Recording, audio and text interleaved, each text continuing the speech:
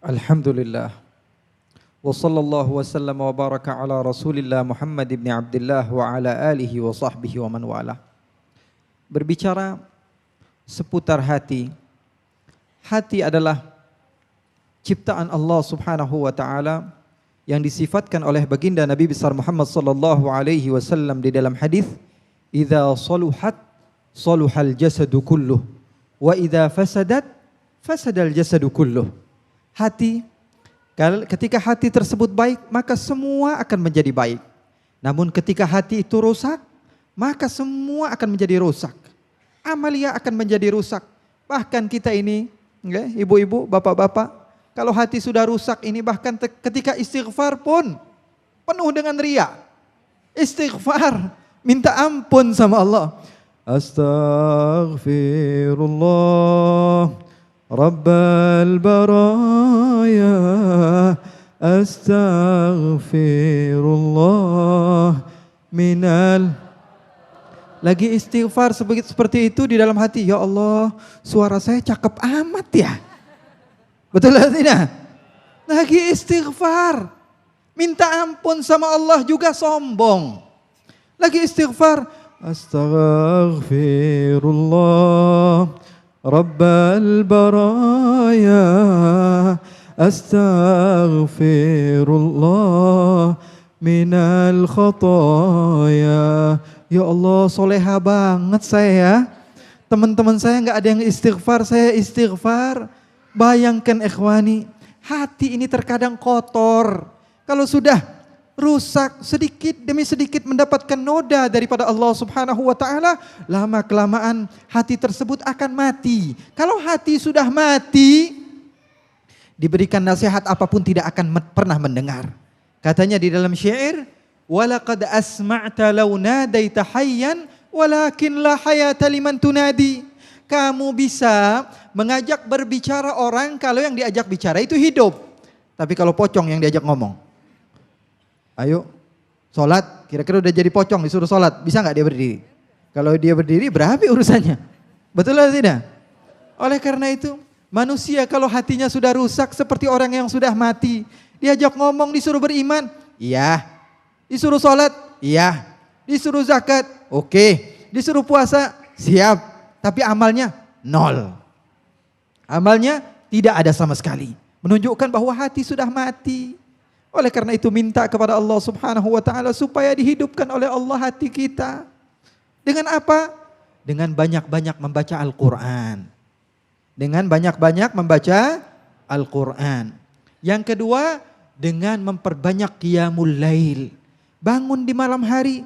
Selain membaca Al-Qur'an, bangun di malam hari meminta kepada Allah Subhanahu wa taala kebaikan di sisi Allah Subhanahu wa taala, karena sesungguhnya makhluk kita ini ciptaan Allah, kelak di hari kiamat tidak akan pernah membawa harta kita, tidak akan pernah membawa anak-anak kita. Sebagaimana yang dibacakan adik kita tadi, bahwa sesungguhnya yang kita akan bawa kelak di hari kiamat hanyalah amal kita. Kalau kita datang ke kuburan kita, semua keluarga balik, gak ada yang nginep di kuburan bareng kita. Betul atau tidak? Harta kita gak ada yang kita bawa sama sekali. Akan tetapi amal kita, apa yang kita pernah lakukan untuk Allah Subhanahu wa taala dengan ikhlas.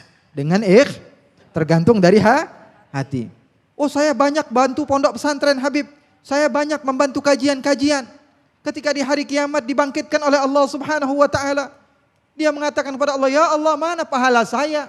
Saya memberikan sekian juta untuk kajian ilmu.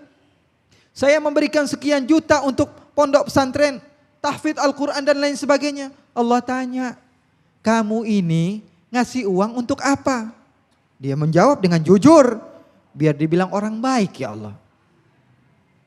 Terus Allah bilang, di dunia dibilang orang baik gak?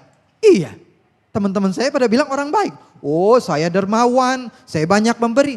Terus mau ngapain lagi kamu sama saya, kata Allah. Kamu memberi untuk dibilang kamu orang baik. Dan di dunia kamu sudah dikatakan orang baik.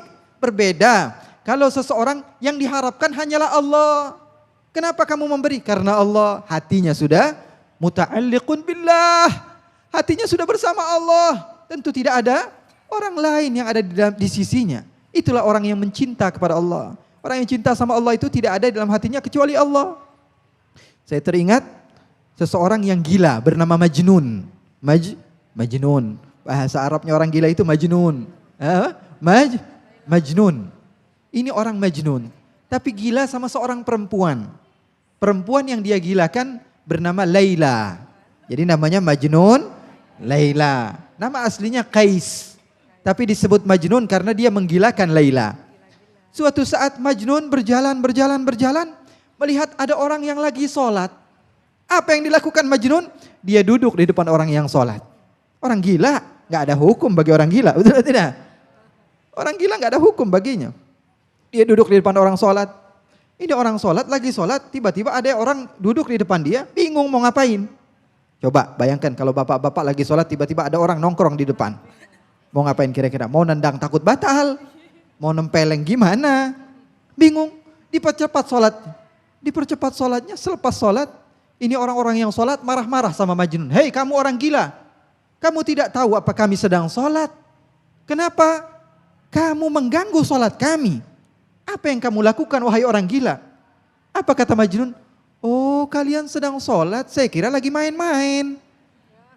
Kata Majnun, saya kira sedang main-main. Loh kamu tidak tahu kami sedang sholat? Oh saya tidak tahu.